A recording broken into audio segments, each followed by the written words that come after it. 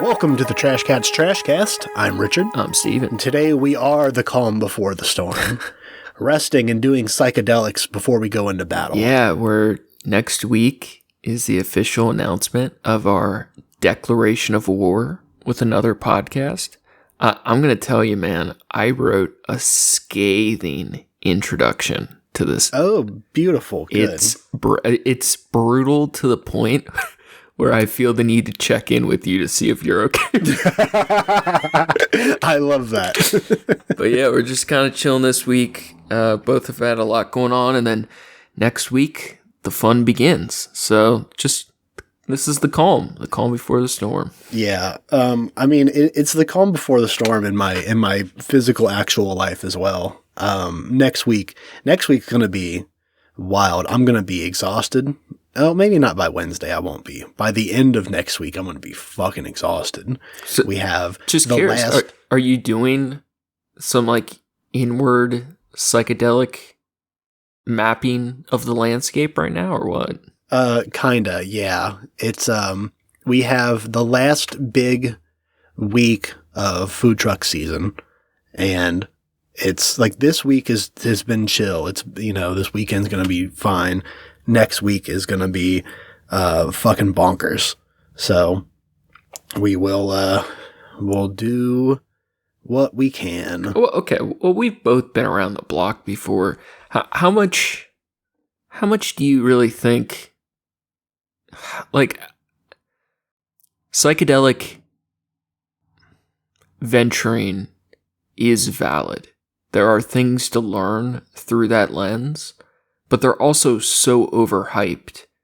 And it's not that I think you do it a couple times and figure it all out, but I don't think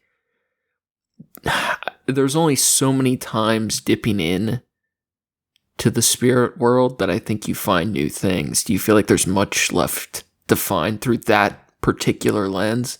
I'm going to preface. Please do. I'm feeling really cagey. Okay. I've been so cynical lately. And I gotta ask a question because I want to try to understand your question better. You say through like did you say the spiritual or the psychic realm? What did you call it? Yeah, I was kind of either one works. Yeah, I'm being goofy. Like, I feel like there's things to learn about yourself through psychic adventures, but it's also way overhyped. Like, the person that does acid 5 days a week is probably learning less than the person that does it once a year or whatever. Yeah. I don't know. I'd like to do mushrooms again at some point, but otherwise I'm not actually, I was trying to build my tolerance to some weed, and I realized that was affecting my sleep schedule and it was fucking with my ability to do the work that I need to do. So I have to hold off on that for a little bit. But as far as like introspection goes, I think looking into that to grow, I don't think I would gain. I'm not looking for that, I guess. Okay, well, let's nix the question. Are you finding, in general, any introspection lately? Oh, that's most of what I've been doing lately. Most of it is figuring out, like, I've had some weird, bad anxiety this week. And I think it's mostly just because I'm like senioritis shit. Like, I'm ready to be done for the season, but there's still several big hurdles to go through. And then once we get there, I'll be fine. But I was just talking about, we talked about this before, but it's easier for me to plan for the worst, not just prepare for the worst and hope for the best, but like plan for it to suck and embrace the suck. And then once I know, like when we get there, if it doesn't suck as bad as I thought, then that's great. But otherwise, then I'm prepared for it and I'm ready. If I think positively and go, we'll be fine. We'll get through it. It'll be cool. Sometimes that's not the best route for me. I have something that kind of dovetails in with this. I had some thoughts this week about imagination Oh, do tell. And we maybe we can go into it more in a bit, but the part that kind of ties in with what you were saying, I was looking up papers about the psychology of imagination, and one person was writing about how anxiety in particular, some depression stuff, but anxiety specifically is really tied in with imagination, because to have anxiety means you also have to be able to imagine all the alternative possible future worlds. And we've talked about it before. Maybe we can play with imagination stuff more later, but we've talked about anxiety, depression, shit, whatever. I'm curious what you'll think of this. Out of any of the like mental mood disorder afflictions, anxiety is probably the one I have the least amount of empathy for. I'm not, and I'm not being like judgmental, but that's like how I feel about it, though. I mean, I can kind of see that. I think there's a certain amount of. Do you feel that way because of like, it's like user brought on? Like, how do you mean? I know everyone goes through it to different degrees, and it's one of those things like I can't quantify it, but I was diagnosed with anxiety disorders, and it was like a huge part of my life, and I know other people can get it way worse, and that, you know, one person changing that doesn't mean other people necessarily have that same amount of control with that specific thing, right? Yeah. So I totally get that. I have tons of friends that are little anxious cats, right? But I do think compared to things like depression or like other different things, I feel like anxiety is something you have a slight bit more autonomy to work through. Where I can see that. It almost feels like this is like my gut reaction, not how I truly feel, but it almost feels like the pussy version of despair. Does that make sense? Like, I don't think that, but there's like a feeling of like, at least anxiety we have some control over.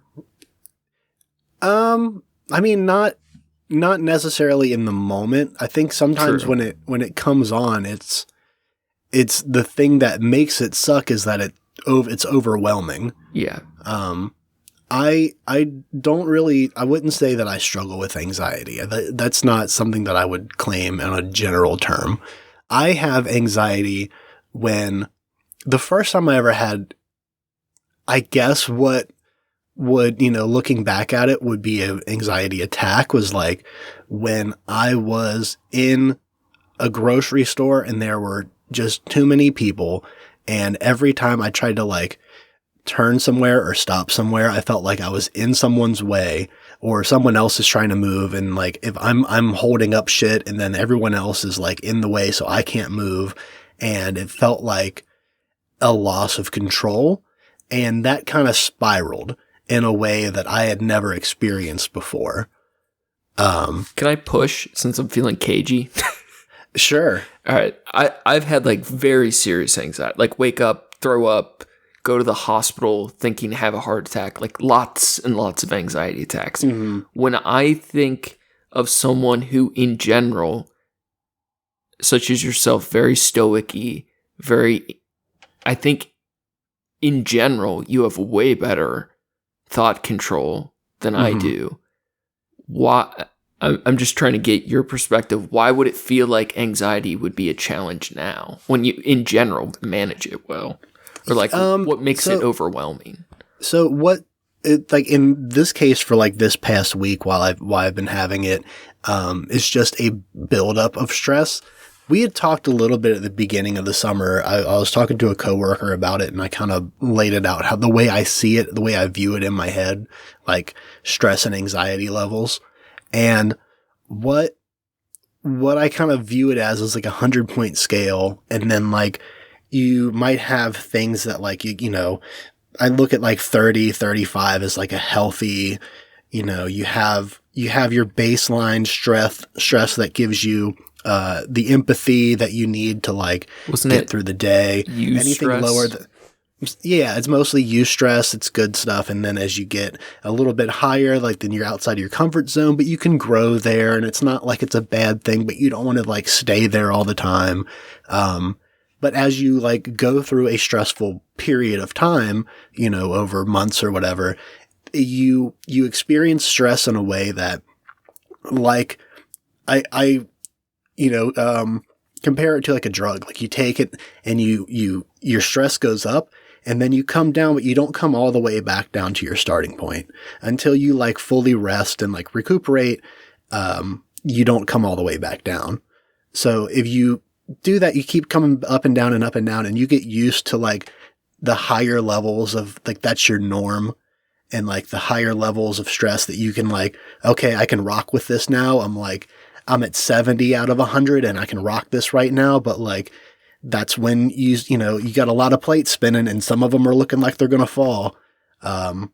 So, I mean, like by the end of the summer with this kind of gig, like that's where I'm at. Mm-hmm. So I'm like, right. I'm probably, I would argue if I'm putting it on a scale of 1 to 100, I'm in the 80 to 85 range, where I did feel like I thought for a second I was having a heart attack earlier this week, where it was just like I felt my chest kind of pounding out, my heart pounding out of my chest a little bit, and I couldn't stand still, and I just felt like I had to keep going outside for air. Mm-hmm. And I realized that I was like, it's mostly in my head, and I kind of I sat down and I breathed it out for a minute, and I was cool. And I think that introspection, that understanding your own thoughts thing that plays into it in a big way, because absolutely it doesn't make it go away entirely, but understanding what the problem is helps you from spiraling further. Because when you have that kind of thing, when you start to think like, oh, am I having a heart attack? Am I going to die right now? Like that makes it worse. So I think having that thought control plays into that, but I don't think it makes it, I guess, better. I guess it kind of makes it better, but it doesn't make it stop or go away. Yeah, no, I know what you mean. Like when it's actually happening, it is overwhelming. But and you can't prevent it, like you can though. Like long term, it is perspective based. Like it is based off your core being. Like I feel like when I guess you can prevent it if you set boundaries better, and I don't do that. I think if I were to take some better long rests earlier in the season and kind of, manage that a little bit better, that's possible. But I think it's okay. Like, here's where I'm two minds about it. You could completely change your core being. Like for me, I'm able to mitigate, like panic a lot more than I used to, because and it may not be healthy or good, but I have fully embraced my lack of belief or embraced my apathy, where like the times I do get like start to feel that the rabbit's feet dancing on your heart, that little panic, it's really easy for me to shut it off because I just don't care. And I don't necessarily think that's healthy, but I feel like it's an example of a way, if you were to Tetris arrange your core, those experiences, like you could cut off that part of yourself. Yeah. I think there's good and bad ways to do it. I'm not like saying I have anything like figured out well. Yeah. But then I also feel like it's such a go-to to make fun of like older men who have the midlife or late life crisis shit. Yeah, yeah. And there's an element of, isn't that something that's actually really good? Like, don't we want people to have, not often, not regular, where it's always bad, but don't we want to have a certain limited amount of panic attacks? Because that's when you reconfigure. That's like when you are looking at your choices or figuring out change. It's when the old dudes figure out what actually makes them happy. And if they don't figure it out, then they end up killing themselves in the next 5 years. Like it's that part that forces, it's like a little mirror that pops up in front of you, and it doesn't go away till you get your heartbeat to go down. Yeah. I mean, ideally there'd be a better way, but I'm definitely of the camp that people who have a, any kind of mental illness, but like some kind of mental health issues, they're typically in my experience, seem to be a stronger, more fortified individual of like, cause they've experienced things inside of themselves that other people have not.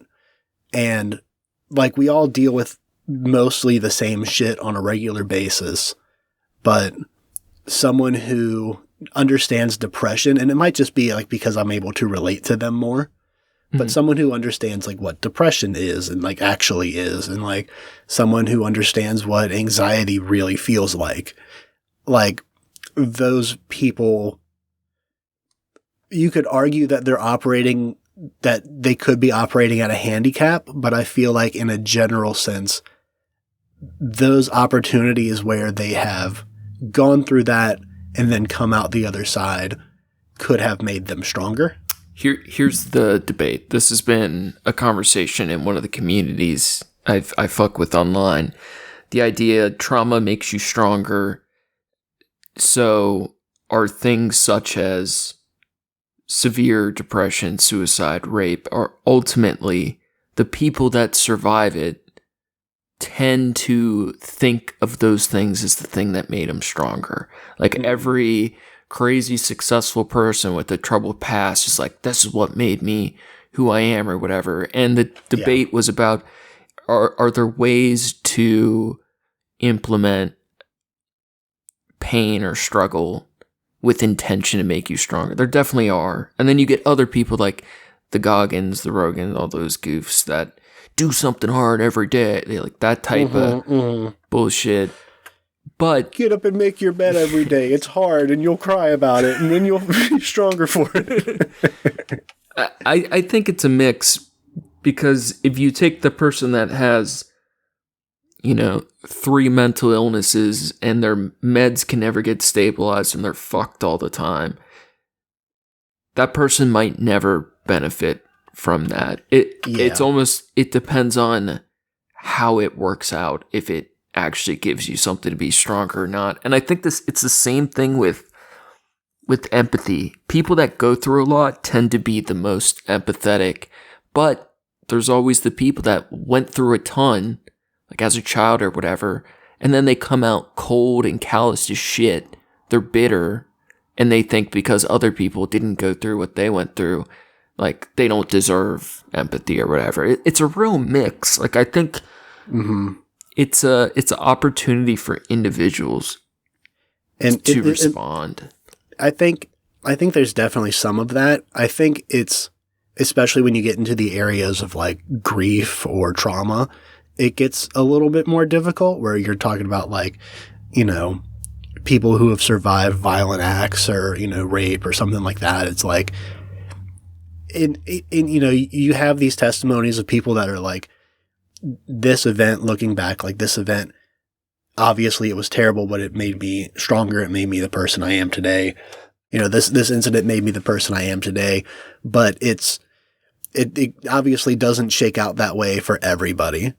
So that's one of those, if that was the case where like trauma makes you a stronger person, then beating and abusing your children would be on the rego, because people are like I gotta make them strong. I gotta, and I guess that is the argument for some people that beat their kids. It's like, I gotta make them ready for the world.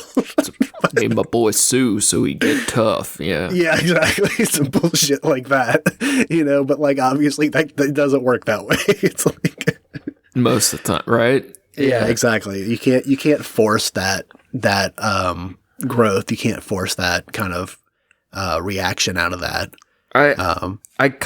I think sometimes in particular, but definitely general people in my life tend to think, I think maybe I'm stronger than I am. And I think it's because I truly feel so much more grief than I can express to other people.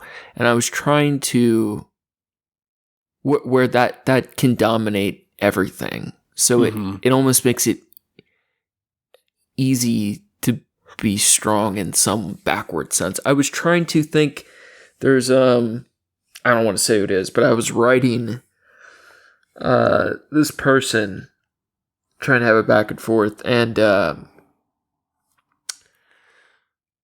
I was trying, their understanding of mental illness or whatever was really good from an academic sense, but terrible on a like real world understanding.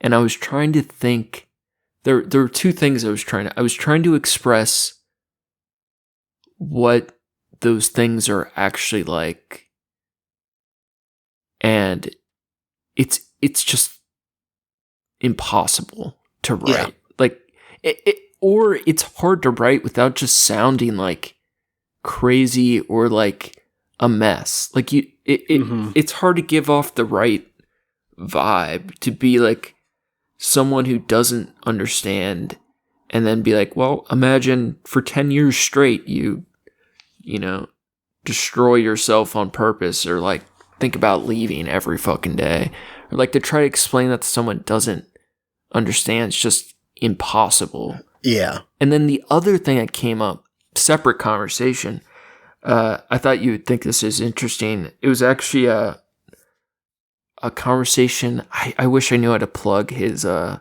current Instagram or whatever.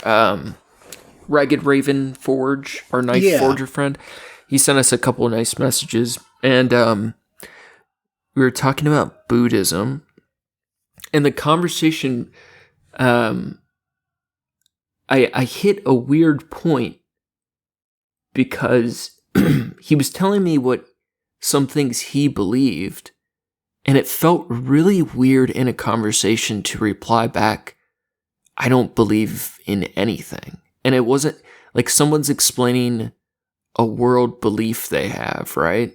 And just to be like, hey, I try to believe in myself, but I actually believe in nothing. Like, feels so hollow. Like, to not actually believe in anything is really fucking hard. Yeah, that one gets lost on me. Because even like the believing in a god, even if the god's just something bigger than yourself, whether it's other people or institutions, whatever, like fucking yourself. Yeah, like just to be like, nope, it's just my fragile bones and slowly dying skin. Like that's it. That's all there is to rock with. And now that sounds bleak to me. I mean, I can absolutely see where it can bring someone comfort. It's powerful in the same, too. Yeah, in the same way that like the dirt ball thing does for me. But yeah, that's like the next step, I guess. I mean, that's how I feel. Where to me it feels sad. Like it feels sad but honest, and it sucks because I feel like everyone else is either, whether they're happy or not is whatever, but they're confident and lying. Yeah. That bothers me a lot.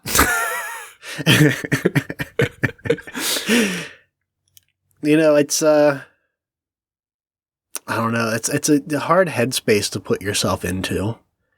Because at the end of the day, like I do consider myself to be an optimist, but I don't know, I'm skeptical.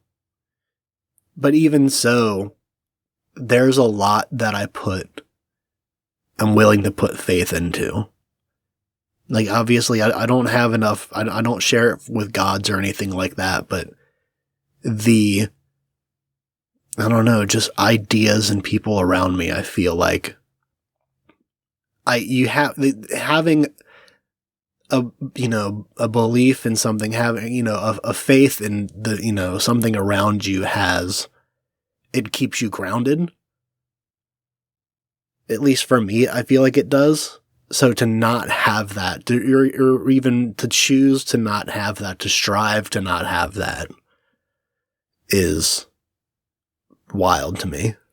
So we talked a little bit about it previously. I recently, within like a 2-week span, I had 3 separate people that independently, I'd probably spent hundreds of hours with each one of these people, right? Mm-hmm. And for various reasons, haven't seen them in years and years, right? Mm-hmm. And I think they wanted to reconnect or enter lives again, to re-intersect. And I chose not to, right? Yeah. And it's not that I don't want to, but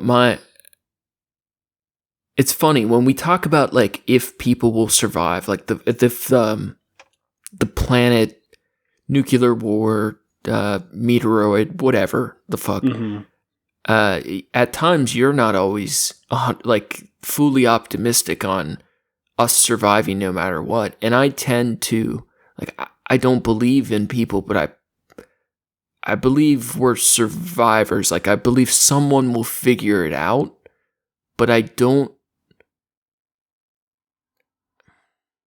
feel like you love people till they die, you die, or they betray you. And that's just...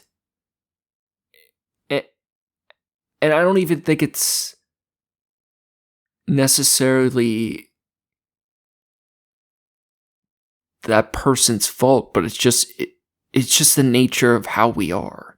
Mm-hmm. Where I used to like really feel that grudge or whatever, but I just think that's it's the vegan argument where my conclusion goes back to I think it is fully immoral to eat tiny animals, but I don't think we're moral people. Yeah. And I don't feel as disappointed by that, but I just don't believe in people or things or even ideas. I like playing with them. Like on the podcast, it's really fun to talk about obscure ideas like a collected consciousness simulation, like whatever philosophy, psychology bullshit, but none of it matters for sure. Yeah. I definitely feel a general, like a sweeping lack of faith in most people. More and more as I get older, I feel that to be true. But what I found in that is that the few people that make you question those feelings, the few people that do give you, you know, a sense of like hope that like, oh, this person is like good and like this person is, you know, actively seeking to, you know, be reliable and be there for me and wants to, you know, love me or, you know, be friends with me, whatever. Mm-hmm. Those people, when they do come across, it's more impactful. And it's not that I find that less as I get older. If anything, I feel like I find it somewhat more, but I feel like it's still like I have, as a general feeling, you know, I have a lot of contempt for people as a whole, but I don't know. It's the few people that stick out, the outliers in the group make it, I guess, harder to feel like it's, you know, harder to feel like the way you feel, I guess. I feel that with the close people. Like I recently I was in the woods kind of thinking about that, and I was thinking more and more like the people I chose not to reconnect with. It honestly makes me sad because I would rather have like picked up the phone and hung out, right? Like that. Yeah. That feels way better. But I've also learned, like with people or the specific people, that it's just gonna hurt me more later, where it's not worth it. Like if it was one of the close people, the outliers, then there's no reason all the time would have passed. And I really stand by that the if it's one of the really close people and the time passes, something's wrong. And it almost seems like to get there, to have that kind of like if it fades away on its own, was it ever fully strong to begin with? Exactly. Rather than like with the people that you hold close, if that detachment happens, usually there's something that happened that sparks that.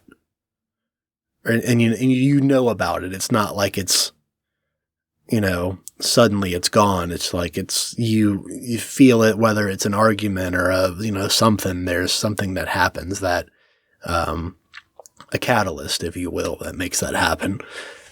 I think, and I feel that way sometimes too, but then I also look at like friendships that I have, like with David, and it's like, if I probably hear from David like twice a year, and that's it's a two-way street. Like, I don't reach out as much as I want to, and he doesn't reach out as much as he wants to, and I get it. Like, life happens, it goes by. But the difference is that we are able to pick that up when we do see each other, and it doesn't feel like time has passed. I would argue those are a special type of friendship. Yeah, that's like a serious outlier to what I'm saying, where there's other things that like people, like old coworkers is a big one. Though I feel like, to me, that type of connection feels like a burden. Like I'm not talking about, in general, this is for me. Yeah. I don't like having those open-ended connections floating out there. Like, it feels more painful than it not having existed.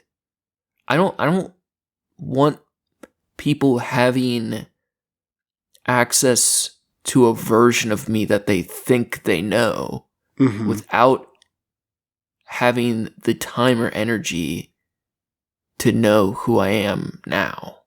Does that make any? Does that? It absolutely does, especially because I know you.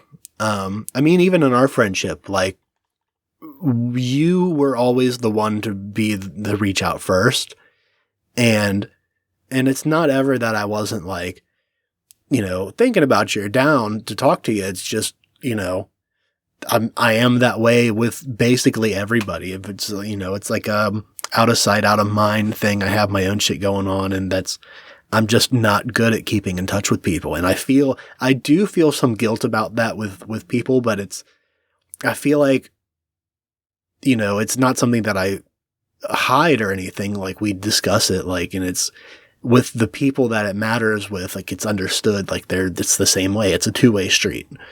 But you are always the one to reach out and, like, at least once a week, twice a week, whatever, every 2 weeks or so, like, I get a text message from you or something, and, like, that's rad. I don't have the discipline for that, maybe, is what it is. I don't know. But that does explain why. I mean, I don't know. Like, I guess you feeling that way explains why you're the one to reach out more. Well, I feel like I'm contradicting myself, because I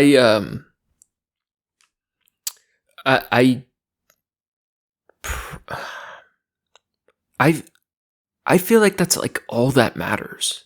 Like, Whether it's like sitting and talking to a person, or like just fucking your partner, or just like hanging out, watching. Like, I care about those things way more than like jobs or security. And especially when I was younger, I was always so bitter.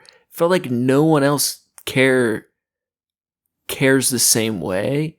And I think so.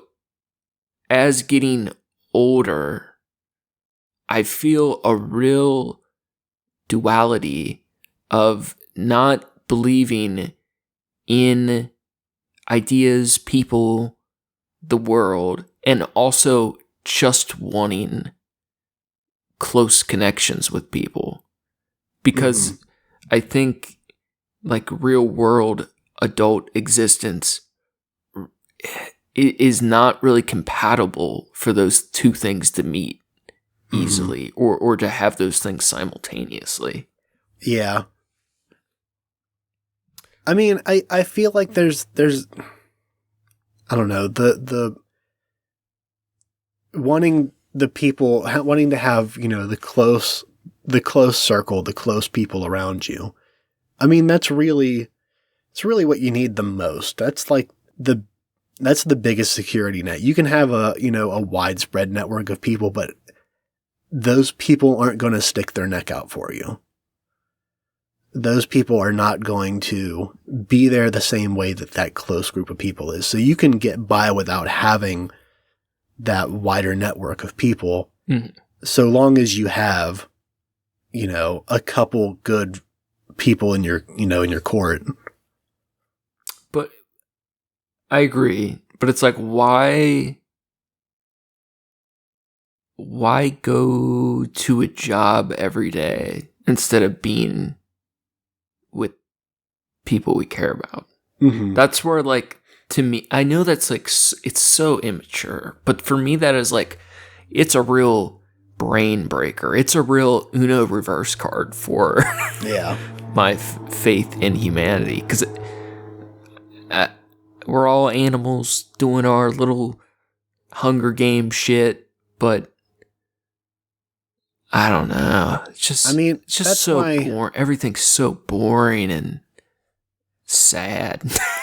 I mean, that's why we have, you know, and I'm sure not everyone does, but especially in the food industry, you see like a lot of people, like the people that you work with become, you know, it's always the joke is like, we're like a family here, but they do become like your family because you see them more often than you see your family. You see them all the time. And most of the time you're in a situation where like you don't fucking like any of these people, and you'll find like one person that gets you. Yeah. Always have to have one close work friend. Yeah. And that's another one that I feel like I'm spoiled with my current gig, is like, I do feel to be good friends with most of my coworkers, where it's like we do hang out sometimes outside of work. We do, you know, talk about our personal lives and shit. And it's like, in a way that I've had close, you know, friends with work before, but I feel like in those circumstances, those close friends, there's only there's like two people out of the entire time that I've worked in kitchens where I could text one of them today and be like, hey, what's up? How you been? And it would be cool. It wouldn't be weird and awkward, where like most of them, it would feel, I don't know. I don't even think about most other people I've worked with. There's, you know, but we got along super well, and they were like, you know, we're best friends at work. And then I leave, or one of us leaves, and it's like, cool, I'll never fucking talk to you ever again. Yeah. You know, but where, you know, the coworkers I'm with now, have like, I don't know. I picture a situation where one of them leaves, and it's like, I would still want to reach out and check in on them and like talk to them. So that's another one where I recognize that I'm spoiled by that, where I do have the people that I would consider to be in my close circle are like several of them are coworkers. That makes the day-to-day life a lot better. Oh my God, it does. I sent out a thing to my coworkers today, and it was something along the lines of, we're planning, some end of season parties and stuff, but we were just talking about the, how well the summer went, and I typed out a little thing that's like, I've worked in food service a long time, and it's really cool to work alongside of you guys. Like my boss and I talk about all the time how lucky we are to have gotten the people that we did and have met you and worked with you, and like it's awesome for the business and it's awesome for us because I don't dread going to work all the time now. Like the significant life difference that's made for me is just astronomical. I mean, obviously I still have, stress through it. It's still work, but it's...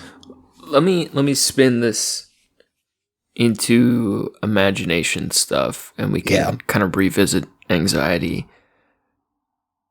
Think of thought experiment. Think of how many stories you've heard in your life. Mm-hmm. Like every TV show since you were a kid, every movie, every podcast, maybe. So are we including conversations of people telling me about their crazy weekends and crazy neighbors? Absolutely. Every piece of art that told a story. Like, it's, since cave painting, that's all we have. That's all it is. Yeah, it's just, we tell ourselves our self-narrative 100 times a day. It's all storytelling stuff. So I feel like anxiety, we have a bit more control because it all ties into storytelling. And depression is similar in that. But there's something about, okay, here's what I've been thinking about, is there's something about imagination that is the root, the deficiency of imagination is the root of all evils of religion and politics and just shitty people. As simple as I think a remedy, to some extent, these are just abstract ideas, that I feel like as a kid, if that person, you have the squeakiest motherfucking chair, I swear to God. Sorry. I'm in the good chair right now. Just my cat's fucking with me. Your good chair was good for the first 2 weeks, and then the squeak amplified. I'm just fine. But I feel like as simple as a kid, imagine if that person heard 100 times more stories or saw 100 more things or whatever. There's something about, I don't know, like when you hear a certain amount of stories for each person, who the fuck knows what that number is. But I think hearing enough stories changes what you're capable of imagining. Like the idea of a Christian stuck being a Christian is only because they can't imagine what it's like for someone else to have an idea of a different God. Or the idea of a Republican being stuck a Republican is they can't put themselves in the shoe of a woman having an abortion or whatever. There's something like they haven't heard enough stories yet. Or in general, like our goal should be story acquiral. I don't know. But with imagination, I feel like there's with anxiety, I feel like there's a version of imagination where just like it can be caused by imagining too many bad world possibilities. There's a version of storytelling into better outcomes too. And I will say one of the only thing that helps me with anxiety as I like physically, because some of it is just like depression. I was being a little devil's advocate. Some of it can just be chemical and way more out of our control than we'd like it to be. But the two things that help me is I do heart hugs and I smoke. Heart hugs? Heart hugs, dude. I swear I swear this helps. Are those little juice barrel things? No, when you're having the rabbit's feet pounding, you literally using one or both hands hug your fucking heart like hard, like to physically keep it from beating as fast, like just pushing into your chest and like holding your heart and keeping it some pressure condensed so your valves aren't pumping as hard. I swear to God, slowing down your blood pressure helps because there's a positive feedback loop. As soon as your heart's going faster, it feeds into the anxiety and vice versa. Or if you can actually slow down your heart, it chills out the anxiety a bit too. So is that real? Are you actually slowing down your heart by doing that? Or is that an effect of like, I don't know. I think it's maybe focusing a thing. Because I feel like that's like when they tell you like, oh, you can stop hiccups by like holding your breath. And it's not that you're holding your breath is what's stopping the hiccups. It's that you are focusing on holding your breath, or you're focusing on, touching the tip of your finger to your nose or something goofy like that. But there is a weird mix where like holding your breath with hiccups, sometimes hiccups are caused by overstimulation of those nerves and muscles. Like with smoking, it tends to trigger, like too much nicotine can trigger hiccups because you're it's stimulating those neurons or whatever too much, and your body spasms to try to expel this like foreign body. Where I feel like with your heart, like if you're putting a ton of pressure, like literally taking your breast, like half your chest where your heart is, and just squeezing it with both hands, it might be very minimal, but I'd imagine you're reducing a slight percentage in blood flow.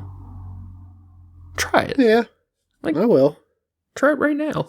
Try it right now. Just stop my heart. I'm at a calm resting place as it is. What is it? The Indiana Jones Kamehameha. That's Dragon Ball Z. But yeah, I was gonna say I don't think Indiana Jones was busting out Kamehameha waves. Tommy Ha, that heart right. Till it slows. I feel like it's a thing, but if I do that while smoking, I'm good. Yeah, I feel like that's got to just be a focus thing. There's no way that just pressing down on your chest, on your heart, actually through the ribs and everything else. I can't picture that. But think about if you're putting even like your wrist. Maybe if you were like forcing yourself against the wall and you had like a weight at your back and you were like physically crushing yourself a little bit. I'm calling it 75% mental. But if you just think of if you think of your wrist, right? Like if you have your hand out and you put two fingers around your wrist, that slight amount of pressure, I think they measure blood flow. It's like in, what is it? Reduced affections or whatever. Like you have blood flow percentages of 1 through 100 or whatever. And then you have the hypertension, systolic shit. Like if you put your fingers around your wrist, you're affecting blood flow. It might only be by like 2 to 5%. But if you're just putting a bunch of pressure on your chest, I bet you're affecting blood flow by a couple points. Maybe a little bit, yeah. And I feel like even if it's just that small amount, changing that physically, I don't think it necessarily changes the mental right away, but I think it helps cut or slow the positive feedback loop of my chest is beating faster, so now I feel more anxious, so now my chest is beating faster. There's something like if you can just interrupt it somewhere, it just seems to help a lot. Whatever works. If it works, it works. Something. If you drink from the other side of a cup, that's how you make your heart slow down. What? That's how you get rid of hiccups. Oh, that's fun. that's one of the proposed things. If you drink your water upside down or like from the other side of the cup. Dude, I fucking love nicotine hiccups. That's the morphine itch and the nicotine hiccups, I'm a happy little bear. Just laying in bed, gulping and scratching, just Exactly. like a real fiend. Yeah, you're doing something right.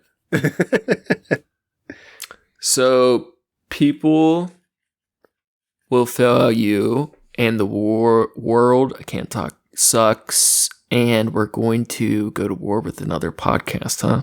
Yeah. I'd like to point out, I thought this was funny in retrospect. We talked about all the things we had to figure out before waging the war, and we're on the eve. This is the calm, and we still have not evaluated our risk factors at all. Which I thought was very funny listening back to the episode. Is that, maybe we just,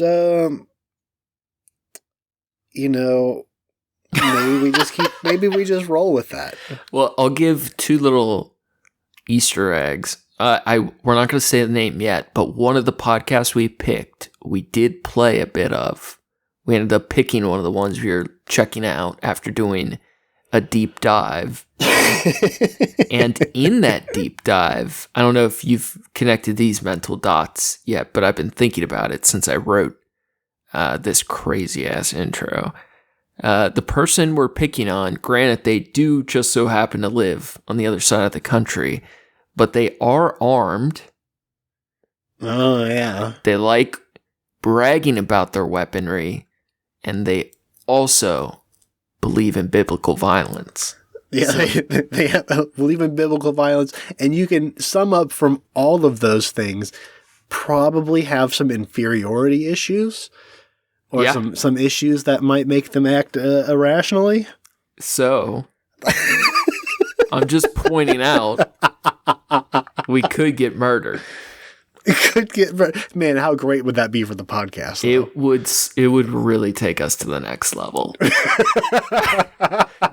Whoever doesn't die would be doing moderately well with the podcast after that. TV shows, fucking radio shit. We'll be everywhere. We'd probably get one of us. One of us will be everywhere. No, but I really can't imagine. I think the biggest risk is just potentially losing our podcast. Yeah. So I was thinking about that. Then what kind of podcast are you doing if you don't get banned just a little bit? Just a little bit banned. Just a little get a couple episodes taken down, Those are the banned episodes. And then we release those on a Patreon behind a paywall. We can't afford to This is the long game. But getting independent hosts, like we would honestly, here's the truth though. If we were to get banned off, really, if it was more than one platform or our host dropped us, we would probably still do what we're doing. We would probably find independent hosting and find a way to keep doing it. But it would mean we could never get bigger than we are, and we almost for sure would slowly lose our listeners. Well, I don't really give a shit. Yeah. We could always, but I don't. But I don't. I'm saying that is just a realistic potential risk that we never talked about. I think what we would be giving up in that situation is less that we're giving up the podcast. We may be giving up the RSS feed. Worst case scenario, we have to take everything down. But if we wanted to continue releasing something, we just put it in a Dropbox and then have, people, you just got to go download a MP3 file. By email address. Yeah, we send it out. Group email the podcast out to 5 people everywhere. The email. Oh, fucking dude, that's message us on Instagram to join the podcast. That's like some punk rock zines shit. Like, email us and we'll send you a a Gmail MP3 file. I'll send you a JPEG of my cat sometimes. That's so funny. And that's what you get. That's included. It's so fucking funny. But truly, I am hyped about having this as our side project because this content is amazing. These are some wacky pieces of shit, and it's going to be really fun to fuck with them. We're going to build up some ammo initially and cover a decent amount of stuff, but at some point, we're going to go straight to them. I'm looking forward to emailing them an actual declaration of war, because I think that will be, like, when we finally talk directly to them after doing a bunch of episodes, that's going to be the chef's kiss. Yeah. Dude, imagine typing up the declaration of war to them. To them, yeah. Maybe they would duel us, or we could do an interview. Oh, man. Come meet me out in the streets of Detroit. That'd be so fun, dude. I'm so excited. Go meet on 6 Mile in the hood. Oh, fuck. It's like fucking nobody there has my back. Not a single person knows who I am out there. Oh, man. No, fucking. I mean, if I tell people, hey, he's from, what is that, like California or some shit. He's from some Colorado. other state. He's from some other state. They'll at least have my back a little bit more. State pride. Yeah, dude, Michigan has that shit. God, what a wacky land. It is a real. Speaking of land, do you want to talk Yeah. about... I'm just free-flowing right now. Do you want to talk about immigration? Not in particular, no. Why? My mind state is my head's not there. It's okay, I gotcha. So, I'll take it from here.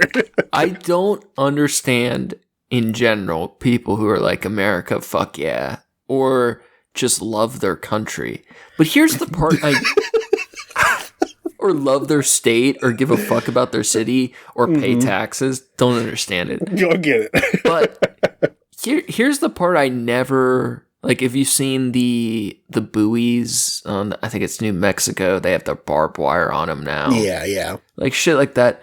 Why do people feel entitled to a random place they're born? I just don't understand. Like, it's like, you did nothing to be born anywhere. Like, yeah. And why... And it's the same way. If I want to go to another country halfway across the world and I get on my bicycle and I pedal across the ocean and I get to their border and they're like, no, you don't have a passport. You're not a resident here. You can't come in. I'd be like, fuck you. I'm going to go wherever I want. I don't understand how anyone feels like, what is the idea of borders? It's like medieval. Like, why are we like, let's protect... What is the worry? That people flood in and it slums and then it just... It's already slums. Or like, why can't we figure... We rely on immigration to do the vast portion of our farming and... construction. And just like, we rely on it. There's an issue with if immigration gets too low, we can't farm food. I don't understand the fear of, I don't know, letting people choose where they go. Yeah. Like, this is my land. My parents somehow ended up here, and now this is mine. Yeah, I like that the argument is just like, you know, it's become what it's turned into. The thing that everyone brings up when they talk about immigration always seems to be, oh, they're bringing drugs up here. And it's like, not every person coming up from Mexico is bringing It's every drugs. other. Yeah, it's only half of them. It's interesting because that really is a fable directly that Trump spun up. And he did it well. But it's so interesting. when you think of cartels, right? And every once in a while they murder a village in Mexico. They're doing all this evil shit. And in your brain, you may occasionally picture them with a 50 cal rifle in like a Jeep, right? That's like typical cartel imagery, right? The 50 cal. Yeah. They don't manufacture 50 cals in Mexico. Exactly. They get them from us. Yeah, they get them from us. Along with it's all supply of their and guns. demand.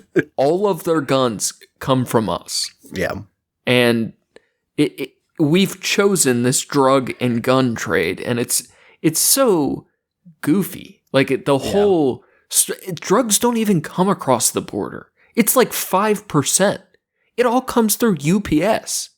You can send shit in the mail without having to touch it.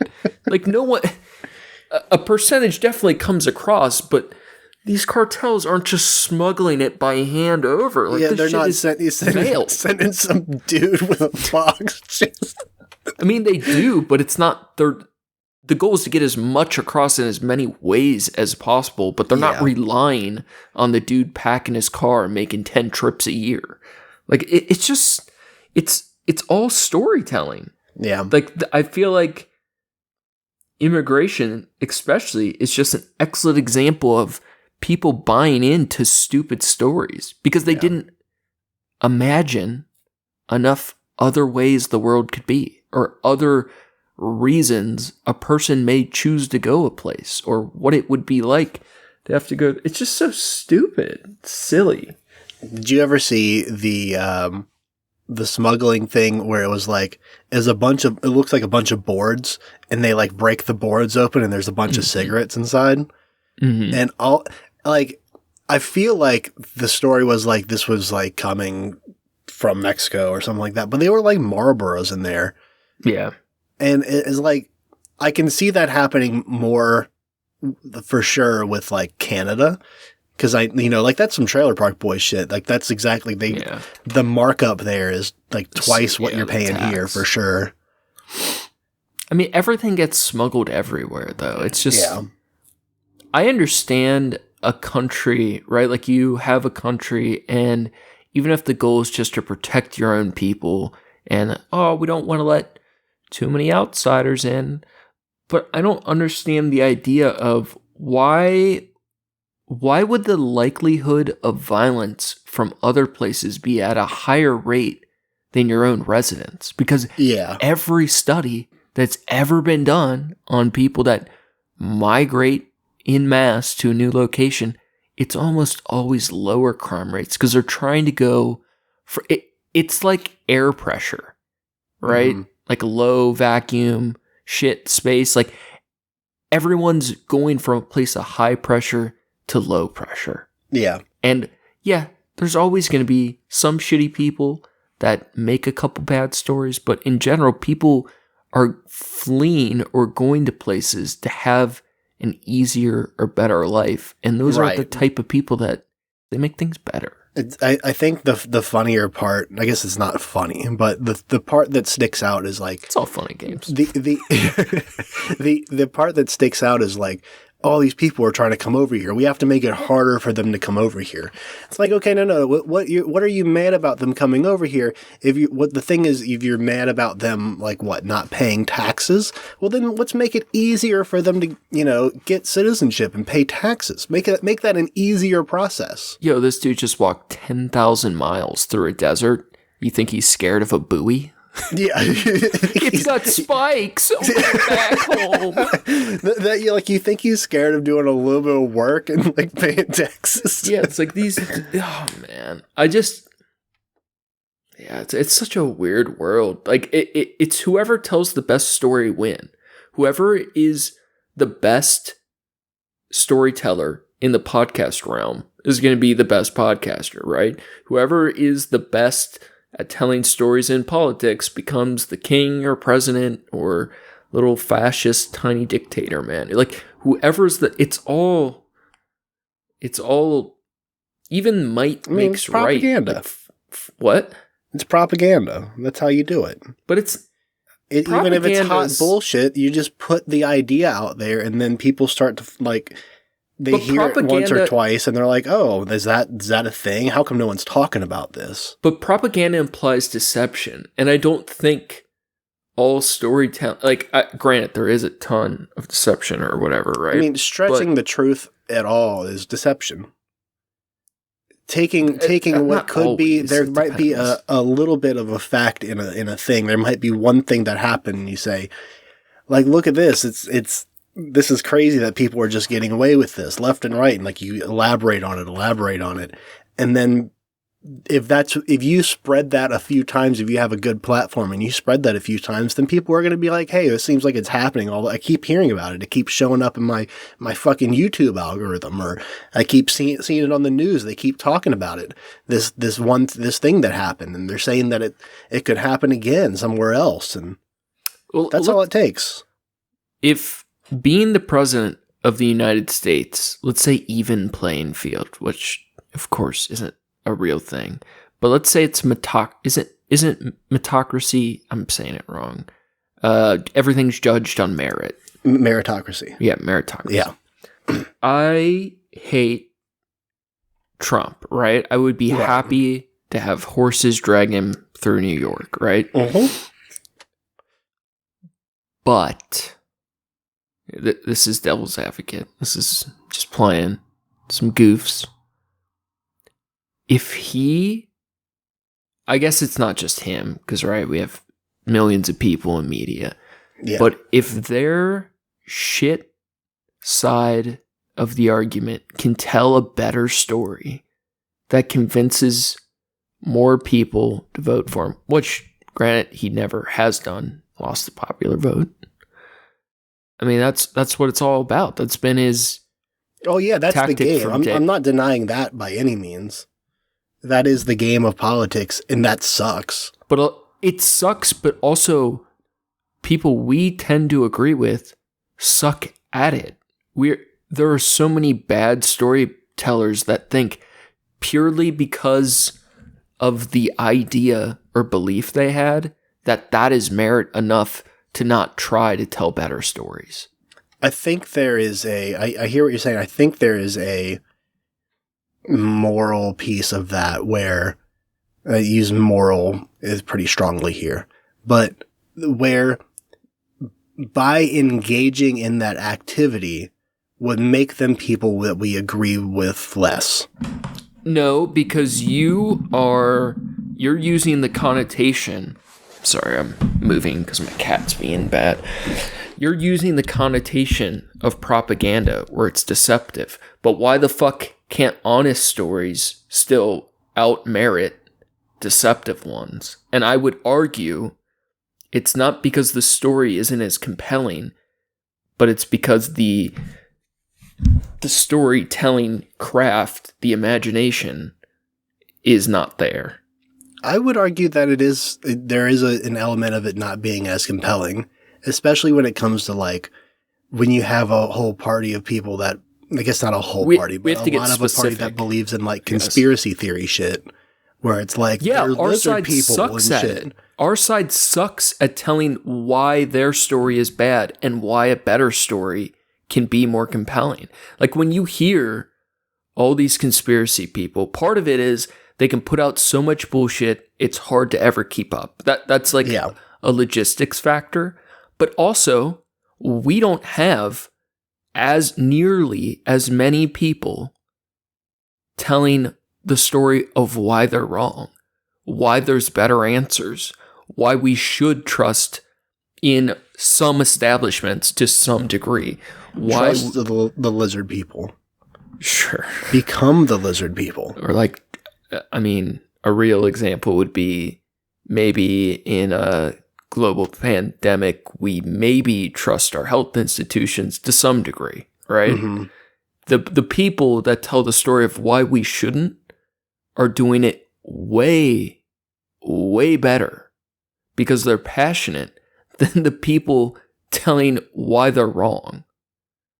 I think that's to our detriment. It's both like... It is, but I mean, there is something to be said about arguing with a brick wall of where if you have someone who's going off the deep end to believe crazy shit, there's only so much you can throw at them when it comes to facts. You can throw facts at them, but if they're in the mindset of, I'm going to question this because I heard this other thing, and of course you're telling me that because you don't want me to believe the other thing, because they said you wouldn't want me to believe the other thing.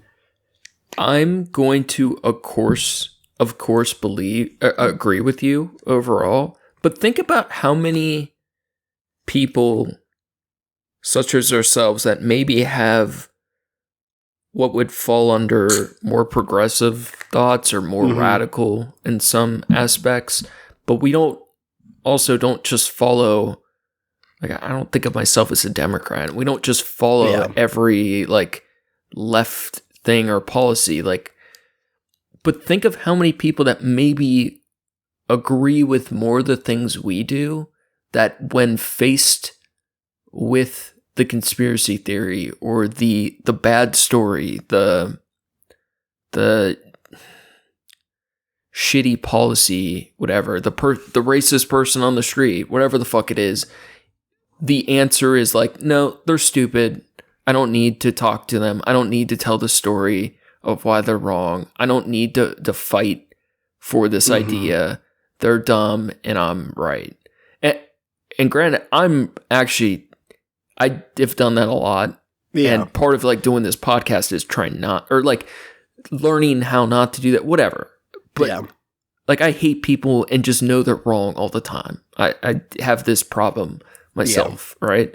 But to the point where sometimes you feel like it doesn't bear the necessity of proving them wrong, because it's like, obviously they're wrong. They're fucking idiots. But I listen to so much fucking Republican talk radio because I want to know why they're wrong. I want to have, like, as shitty as I am for it sometimes, I enjoy fighting with people and having those conversations. And I think a lot of people that think more similarly or similar to us don't want to do that. Don't want to have a better story. They just want to say the other person's wrong, which is shitty. You got to get out there and tell these stories, Stephen. I know. I'm a little yarn spinner. I mean, that really is what doing this is. We're just telling shitty stories that are hopefully slightly better than other people's shitty stories. That's how you build an audience. I like stories, though. It's the only way I can sleep is if somebody's telling me a story. It really is. No, it's a fucking same. Speaking of stories, I got a story for you with a character you haven't heard of and you haven't heard from in probably 8 years. Okay. Do you remember Kim Davis? She was familiar. She was a clerk in somewhere in Kentucky, and she refused to do her job to issue marriage licenses to same-sex people. Yeah, I'm very familiar. I thought you were talking about someone we knew. No. Okay. I'm familiar. Yeah, she worked at the clerk's office. She just straight up refused, and then the court cases came in. I don't think she did get prison time in the end, didn't she? But initially Kentucky was not going to do anything about it. I don't know if she got the prison time. Oh, she got contempt of court for 5 days charge, but she was facing longer time, I believe.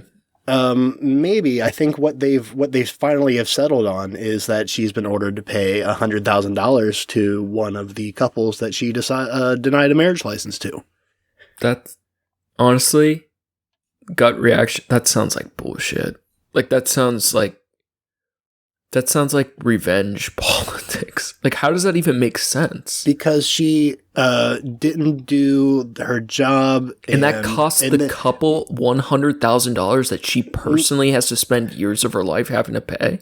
The damages from the media and the court costs and I guess all the other shit is what it's been added up to. It's damages. Is that from a civil suit or a criminal, like the court? Civil suit.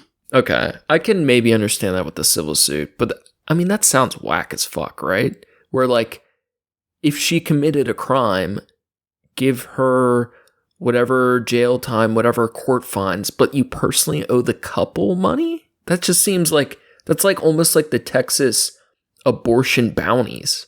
Mm-hmm. Like, I don't like when the criminal justice system goes at it from that personal victim target angle. Like, if the state's doing it, it shouldn't be between the people. But if it's a civil suit, that can make sense. Yeah. The argument obviously was that because of her religious beliefs that she would not issue the marriage certificates, and the judge ruled that Davis cannot use her own constitutional rights as a shield to violate the constitutional rights of others while performing her duties as an elected official. Dude, you want to hear the hot take? Yeah, give me the hot take, Steven. Fuck this person, right? She's a piece of shit. Absolutely. Now, I'm kind of split, because if your job says you have to do it, and you work for the state, then you an elected position, then you should have to do it, right? Yeah. Now, let's say it's any other job. I think if a person discriminates, let's say it's race, sexuality, whatever, and they're like, you go in to get a service, and they're like, no, I don't like your kind. Yeah. I think on a personal level, I feel like they deserve violence, right? That's how I feel. Realistically, I really don't see how we can compel people to have to do something they don't want to do. Yeah, no, I agree with you. I mean, that's like there was the the cake decorator thing that she refused service to a gay couple to make their wedding cake. And I mean, there was a lot of hot issues about it, and obviously that person sucked, but if it's their own business, then they as a business you can refuse the right to serve. You can use your right to refuse service to anyone. Like, that's you're allowed to do that for whatever. But you're not on the basis of protected classes, and that's where that case got really complicated, because you couldn't just straight up refuse all people of a certain race at your business. Like, the protected classes you do have to honor, and that's where the cake stuff got really complicated. And is that actually a thing that you have to yes, to do that? You can't have a store and say, I'm not going to serve women here. Like, even sex segregated clubs have had problems. Like, if you wanted to open a business just for women or just for men, there are ways to do it, but it has become more complicated than it used to, because it's for the same reason. You can't just be racist and not allow those people different people to come to your establishment, right? So there is, like, if you're working for the state, you clearly can't do that, and that's right, for the why state, she lost. Yeah. But like, certain private businesses can refuse to do specific things that break their religious freedoms to express their religion. Like, if you're Christian and you don't want to make what in their mind is a blasphemous cake, I don't think anyone should be able to force you to do that. But if they didn't want to make the cake because the person is black, then that would be illegal. Yeah. So there's a lot of competing things, because you have like private business rights, protected classes, freedom of religion, freedom of speech. It is like actually a nexus of very complicated things to figure out. But in general, I tend to always err towards, like, France. I want to talk about it on our next after our war declaration. We have another idea we've been playing with that I'm very excited for, but it in part ties in France. In France, I don't know if it's the whole country, but a certain public school thing started to ban hijabs. Oh yeah, I did see that, because they want Muslim youth to be in their mind encouraged to integrate better. That long term, it will encourage assimilation better so that there are. It's so complicated, but in theory, when people assimilate earlier, there's less violence for both sides, and people get along better when they're forced to mix in the melting pot. That's their story, right, of how they want this to work. When we eventually all intermingle and we're just a single tone of beige. Sure. Yeah. But, and as much as I hate the Muslim religion, I still think part of being truly free is being able to wear or not wear whatever the fuck you want. And I don't think you should, like if you're trying to win hearts and minds, you can't do it through force. Yeah, exactly. I understand. And unfortunately, though, long term, it could work out more beneficial than it is harmful. Like if we're talking strictly from a policy perspective, if we fast forward 50 years, you might have helped more people peacefully mingle, right, than there were negative outcomes. Mm-hmm. But I still think it's wrong to do that by force. And that's just so fucking hard. Like, those are really hard questions. I think they made the wrong decision in France, banning the hijabs, but it's not easy. I mean, because they're struggling with, clashes of culture, especially such a terrible, inherently violent religion. Yeah, just ban religion. Let's just. This can be our last point if we want, unless you got anything you want to go into. But I was thinking of how to make. All right, I'll preface. I had this conversation with a buddy of mine, and we were talking about religion. Should it be allowed or not allowed? How do we handle that? And I was saying to myself, if I had the two choices, I have choice A and choice B. Choice A is everything stays exactly the same. People have freedom of their religion, blah, blah, blah, whatever. Mm-hmm. Things stay the same. Or B, we murder all the Christians. And after that, no one is allowed to believe that ever again. I am so tempted to take B, despite knowing I would lose your family member. Yeah, dude, but that is like big picture idea stuff.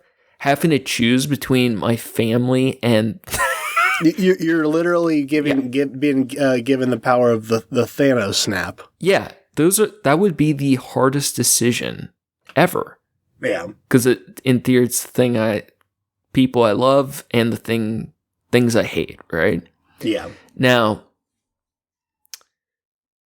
the conversation devolves into how to criminalize religion, right? Because I don't like how the communists did their religion became atheism, right? We love the state and atheism is everything. We're going to give classes about state authoritarian atheism. That shit. That's bad. Clearly.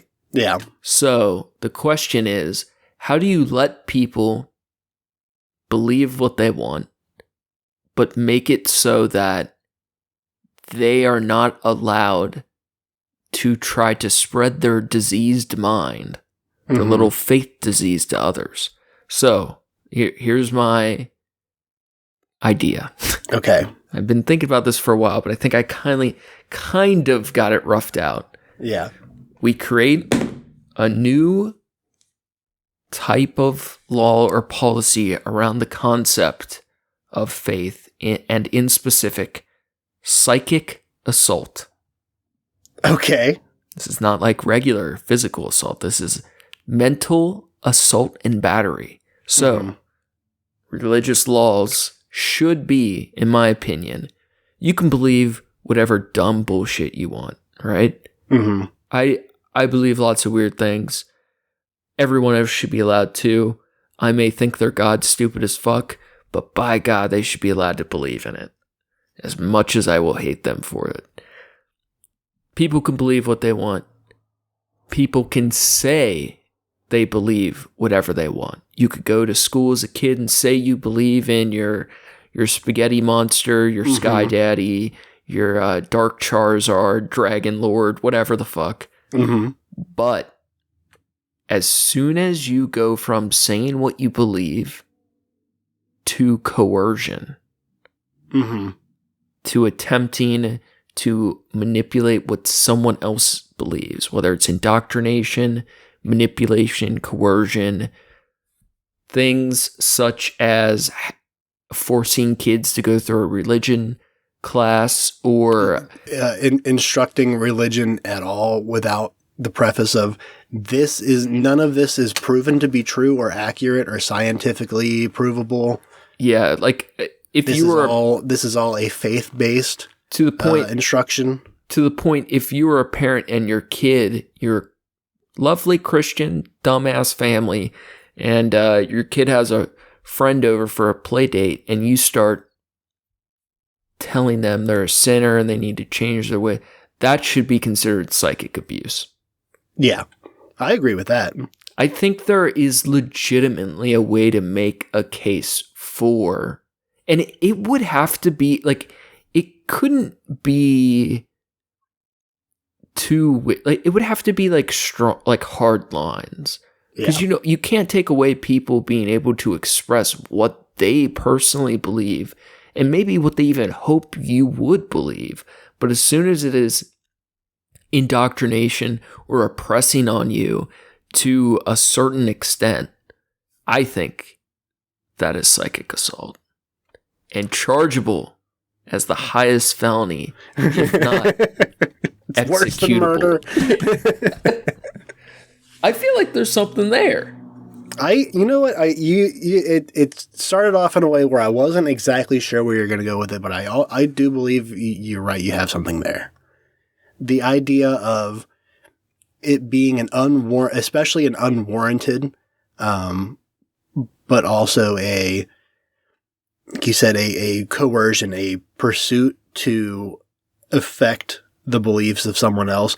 I think the main thing, like, you can get into like a Bible studies course or something, like that's fine, but without the preface of saying that, like, this is from a book that is not a scientific, this is not a provable work of art. This is a piece of art that some people study and believe in. You can't do it that way. If a church wants to host a Bible study group, you can't force them to acknowledge that the things they actually believe aren't true. Like that would be impossible. They can't give those prefaces like, hey, the things we do actually believe just aren't true at all, right? So the lines would have to be hard, right? If somebody signs up for a biblical studies class or goes to church, that's fine. But for example, hear me out. Yeah. For example, somebody knocks on your door. What isn't the Protestants, whatever, Mormons do it too. Yeah. That shit. If you say don't come to my door again, or they put flyers on your car and you call the number and say don't put a flyer on my fucking car again, don't show up at my house trying to tell. If they show up a second time, that's assault. Even if you can't stop a lot of freedom of expression shit, like you sign up to go to a Bible study class, you choose to go to the church, that's all fine. But as soon as they are breaking a clear set boundary where you do not want them to push an idea at your mind, as soon as they break that boundary, I think then it's assault. So here's the question. What about families that want to send their kids to a private school where they teach? In my mind, that's child abuse, but yes. So how do you enforce that? I don't think you can, because I do truly think people do have the right to teach their kids what they want. Like as much as I disagree with it and wish I could find the perfect policy to make that illegal, I don't think you can. Yeah. Unless there was some sort of way where maybe those acknowledgments you mentioned earlier were like, this is a person's beliefs, but we can't prove scientifically X, Y, and Z, and that's done from a state schooling level. I don't think the thing. It's a state school, but a private school. I mean, that's why the religious. They would have to have every private school has to keep with mandates of their public schools. Even today, like they have to meet the certain education criteria by the state of Ohio, the city, whatever. So there could be ways where at the start of every school year, there has to be some class or presentation that the kids are at least given the dissenting opinion that, hey, your parents chose to take you here, but you need to also hear this once a year or whatever. Yeah. I could see that. I think that might be a stretch, but I you think, still have to do the Pledge of Allegiance every day. Oh my God. Oh man.